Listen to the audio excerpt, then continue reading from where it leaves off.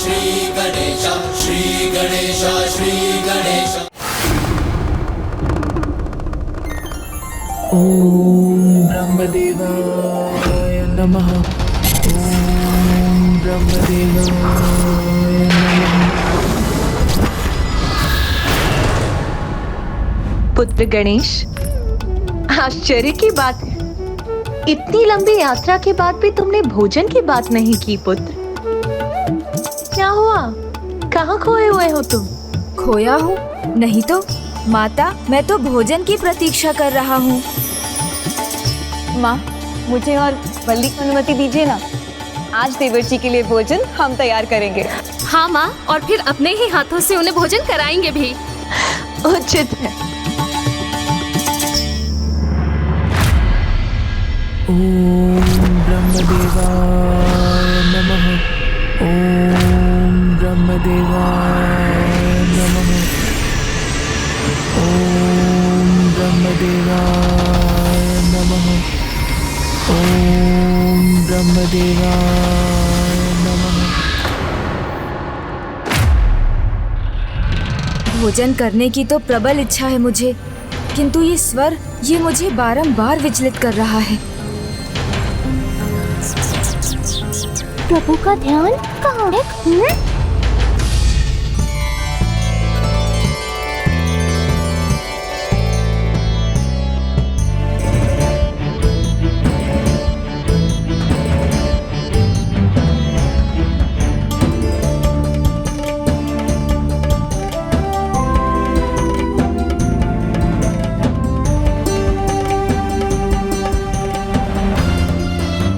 देवर जी संकोच मत कीजिए, निश्चिंत होकर भोजन कीजिए।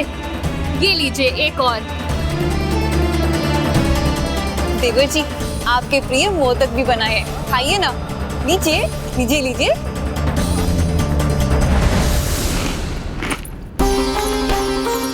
और ये हमारे लड्डू भी खाइए।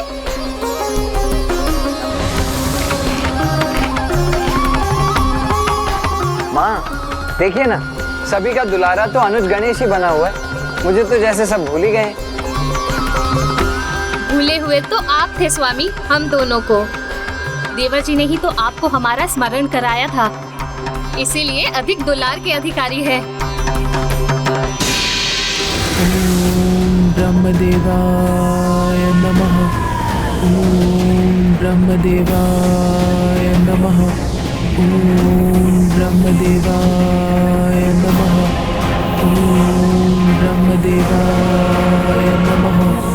ओम ब्रह्मदेवाय नमः। ओम ब्रह्मदेवाय नमः। आनंद आ गया। देवर जी, आपको भी भोजन में आनंद आया ना? भाभी माँ, भोजन स्वादिष्ट तो था, किंतु क्या देवर जी? देवर जी बताइए ना। किंतु भाभी माँ, मैं इस बात से अत्यंत आश्चर्यचकित हूँ कि मुझे आप दोनों के हाथ से भोजन करके भी उतना ही आनंद आया जितना माता के हाथों से भोजन करके आता है। माँ, हम अभी आते हैं। पुत्र, यहाँ आकर आज पहली बार तुम्हारी भाभी माँ ने इतने प्यार से तुम्हारे लिए भोजन बनाया ही नहीं, तुम्हें इतने दुलार से खिलाया भी है। तो क्या तुम? समझ गया माता, मुझे भी उनके स्वागत के लिए उन्हें कोई उपहार देना चाहिए, यही ना? किंतु आप चिंता मत कीजिए, मैं उसके लिए तैयार हूँ। मैं अभी गया और अभी आया। चलिए मूषक जी, भाभी माओ के लिए उपहार तैयार करना है।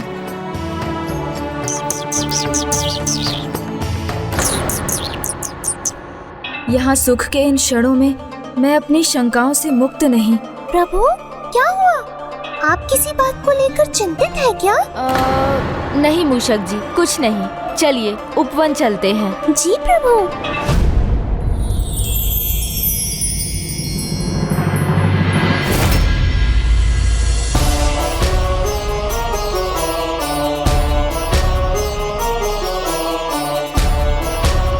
ये लीजिए प्रभु।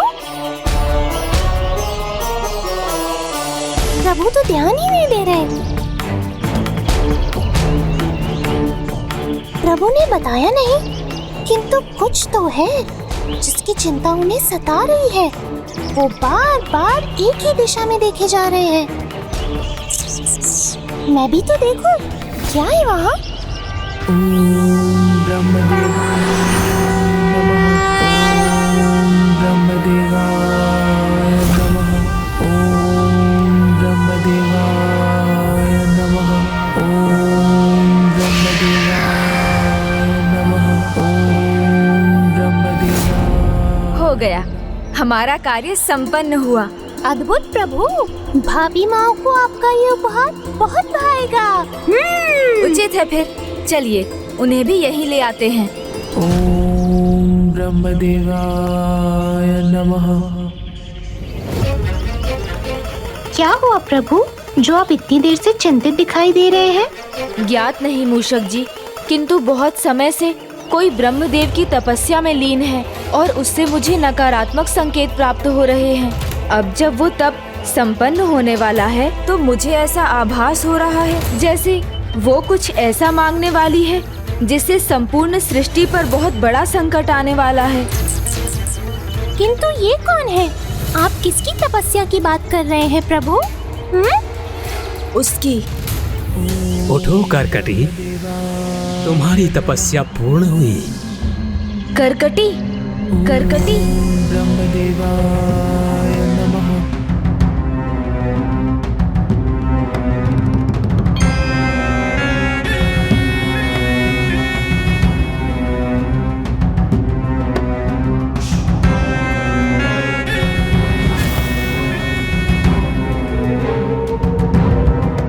क्या इच्छा है तुम्हारी? क्या वरदान चाहती हो करकटी? मैं सहस्त्रों वर्षों से भूखी हूँ। अब मुझे इस भूख को मिटाना है, इसलिए इतना कठोर तप किया मैंने। किंतु मेरी भूख को मिटाने का क्या उपाय है? क्या मांगू मैं? क्या हिमालय पर्वत से भी विशालकाय होने का वरदान मांग लूं, जिससे एक ही बार में पंछियों के संपूर्ण झुंड को अपने मुख में समाकर उन्हें अपना आहार बना सकूं? नहीं, इतना पर्याप्त नहीं। तो क्या पृथ्वी जितना विशालकाय होना मांग लूं, जिससे उसके विशाल भागों को ही अपने भीतर समा सकूं? किंतु क्या ये उचित होगा?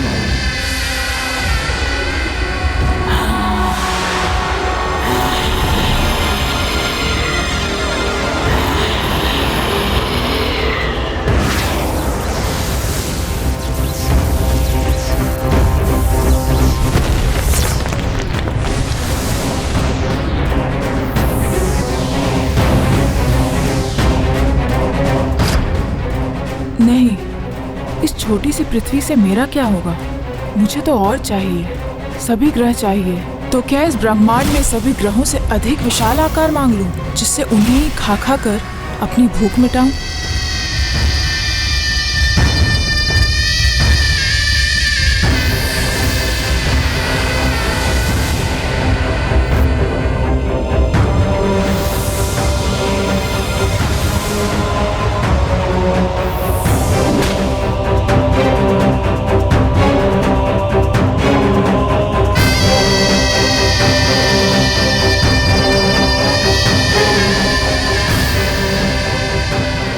नहीं, जितनी विशाल हो जाऊंगी मेरी भूख भी उतनी ही विशाल होगी। ये भी पर्याप्त नहीं, तो मुझे और कुछ चाहिए। प्रभु, ये इतनी देर से क्या चिंतन कर रही है? कोई वरदान क्यों नहीं मांग रही है?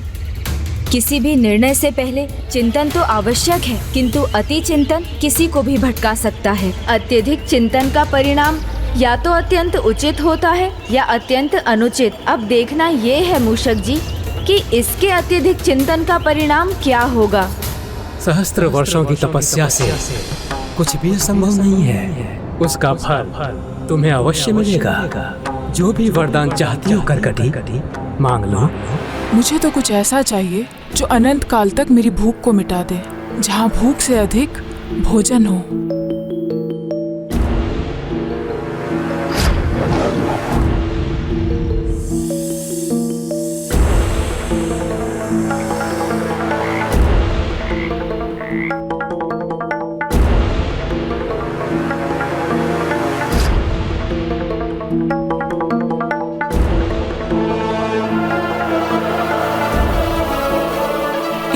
छोटी सी चींटी के लिए तो इतना ही भोजन बहुत अधिक है, तो मैं क्यों ना ब्रह्मदेव से मुझे चींटी से भी छोटा बनाने का वरदान मांग लूं।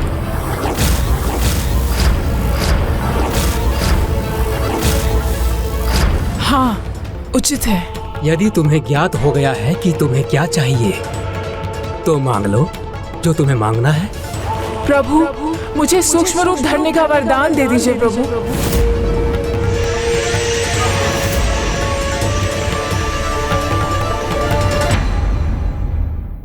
प्रभु, मुझे सूक्ष्म रूप धरने का वरदान दे दीजिए प्रभु।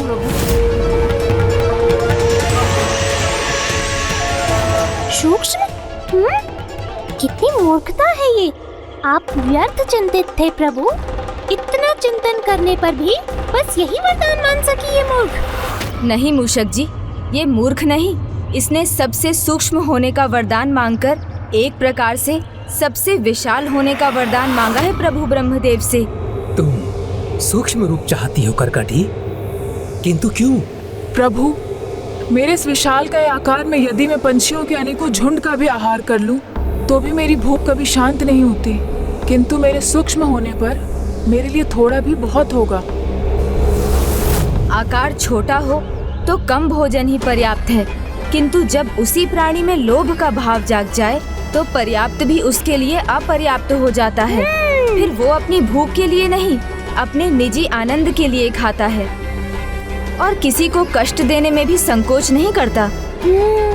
प्रभु, मेरे इस विशाल काय शरीर से जगतवासियों की हानि ही होती है।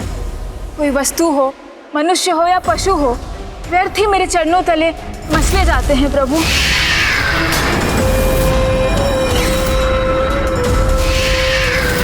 शत्रु यदि दिखाई दे और सामने से आए तब उसका सामना किया जा सकता है, किंतु शत्रु अदृश्य हो और सूक्ष्म होकर छिपकर गुप्त वार करे तो? प्रभु, सूक्ष्म रहूंगी तो मुझसे किसी की हानि तो नहीं होगी प्रभु।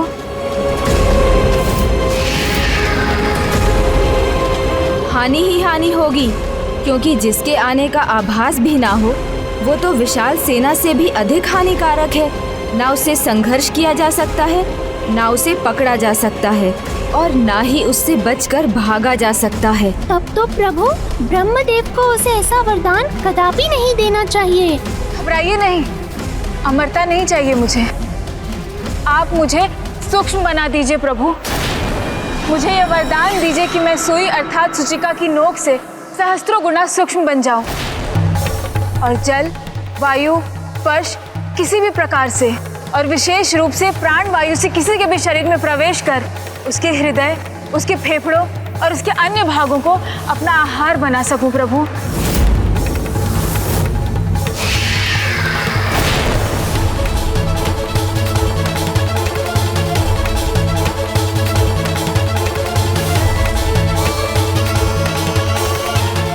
तथास्तु, तथास्तु। मैं तुम्हें वरदान देता हूँ कि मेरे अंतर ध्यान होते ही तुम सूक्ष्मतम जीव सूचिका बन जाओगी और वह उपसर्ग से युक्त तुम भी सूचिका कहलाओगी, भी सूचिका कहलाओगी। धन्यवाद प्रभु।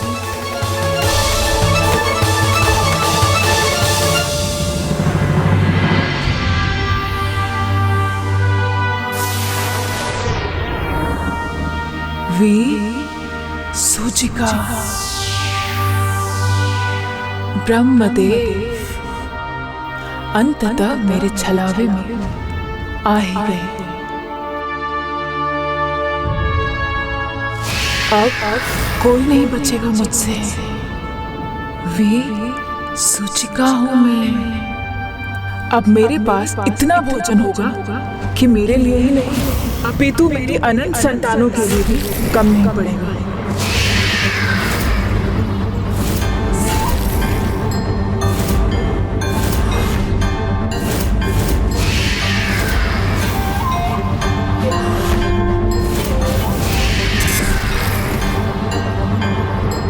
मेरी आशंका सत्य हो गई।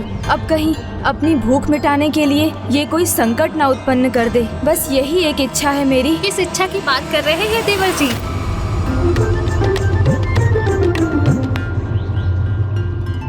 भाभी माँ, आप दोनों यहाँ?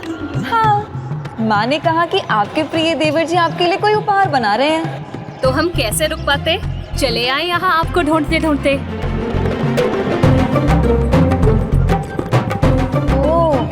अवश्य कोई गुप्त उपहार तो है वहाँ, है ना? हाँ, नहीं नहीं, मेरा अर्थ है हाँ। अब भेद खोल ही दीजिए, हमें हमारा उपहार दिखा ही दीजिए। उचित है, फिर आप देख लीजिए। ये है उपहार, आशा है आपको भी अच्छा लगेगा।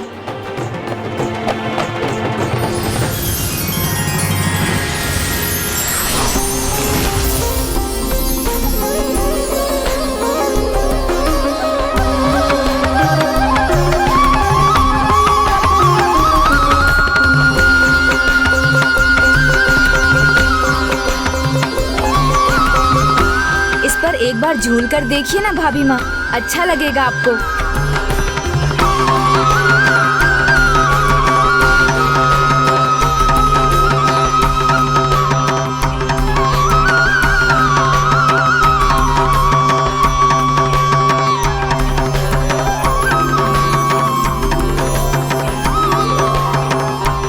अब बताइए, आप मेरे उपहार से प्रसन्न है ना भाभी माँ? आपने जिस प्रकार इसे इतने सुंदर पुष्पों से सज्जित किया है, वो मुझे अधिक भाया है। तो मैं इस झूले को प्रतिदिन इसी प्रकार सज्जित करता रहूंगा। कैलाश में तो अनेक सुंदर पुष्प हैं।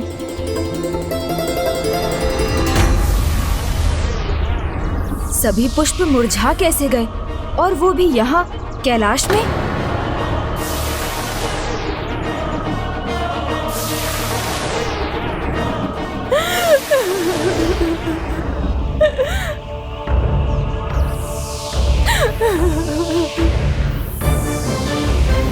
ये क्या?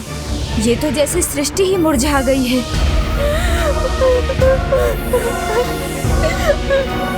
कौन है ये? किसके रोने का स्वर है ये?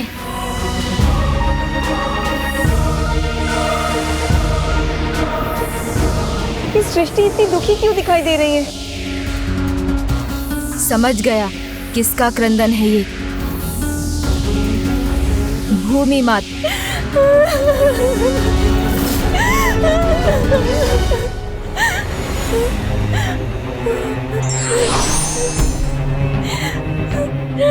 क्या हुआ माता भूमि? क्या कारण है आपके संकट का? माता बताइए ना मुझे, आप पर छाए इस संकट का क्या कारण है? विसूचिका।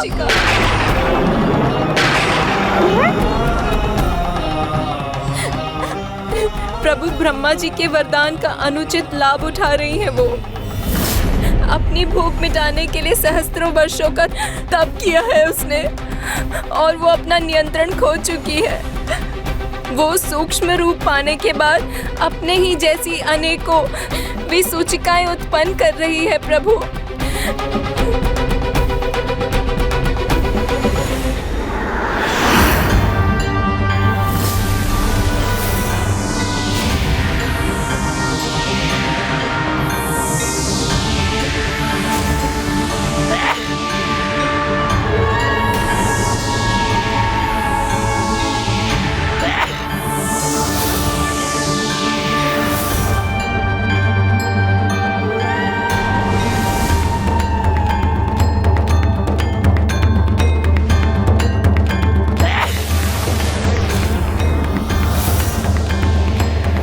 इतनी छोटी सी, अब ना कोई मुझे देख सकेगा, ना मेरा कोई अहित कर पाएगा।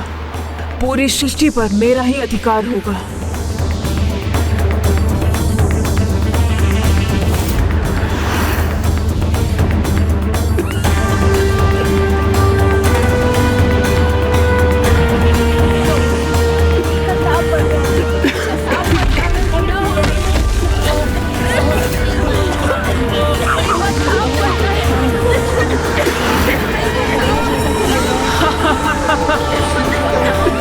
आहार ही आहार, मुझे और आहार चाहिए।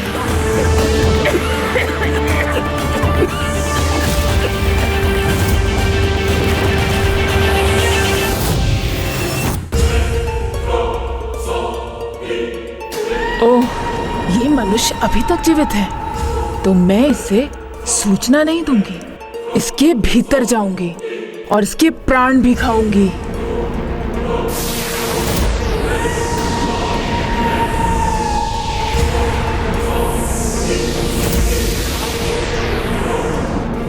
प्रभु, मेले और मंडी ही नहीं, उस हर स्थान तक पहुंची है जहां पर मनुष्य एकत्रित होते हैं।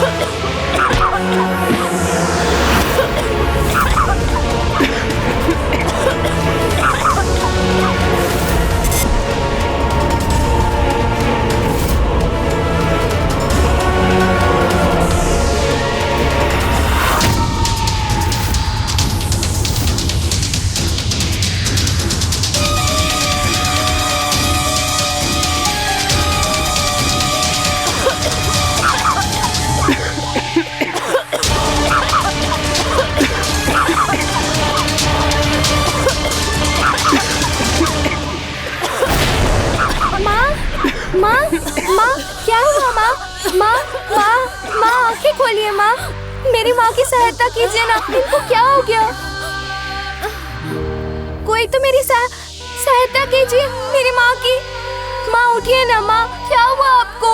आंखें खोलिए माँ, माँ। प्रभु, यदि ये विसूचिका यहाँ इसी प्रकार फैलती रही तो बिना किसी युद्ध के, बिना किसी दिव्य अस्त्र के प्रभाव के, बिना किसी प्रलयंकारी दुर्घटना के संपूर्ण संसार ही नष्ट हो जाएगा। प्रभु, हे प्रभु गणेश जी, रक्षा कीजिए।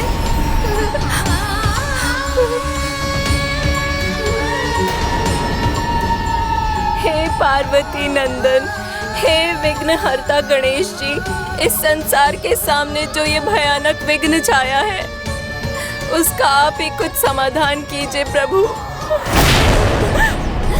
इस विघ्न को दूर कर समस्या का हल निकालिए ना प्रभु।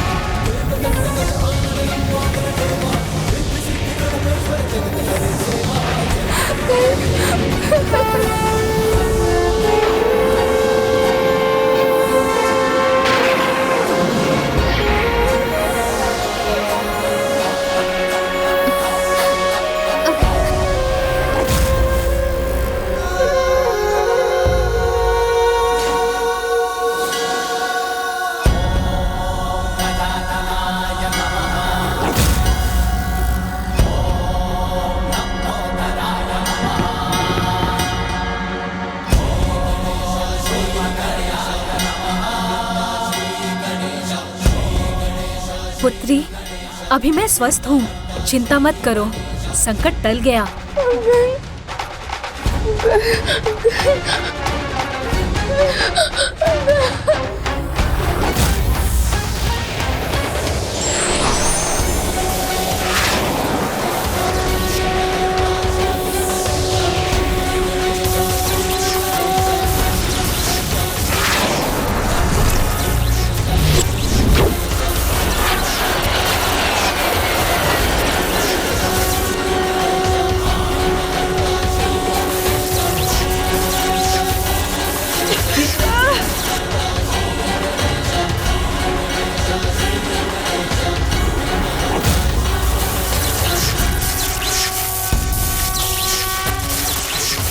विसूचिका का अंत क्या संभव है?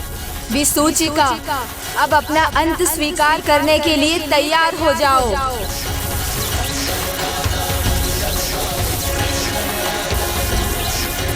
अब तुम्हारा अस्तित्व सदा सदा के लिए मिट जाएगा। रुक जाइए विघ्नहर्ता गणेश। प्रणाम प्रभु। आप उसका अंत नहीं कर सकते विघ्नहर्ता गणेश।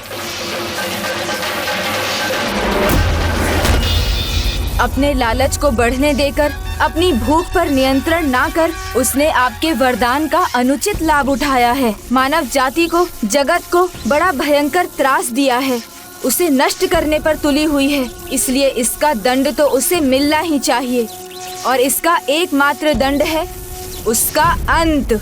वो दंड की भागी अवश्य है पार्वती नंदन, किंतु उसका अंत नहीं किया जा सकता।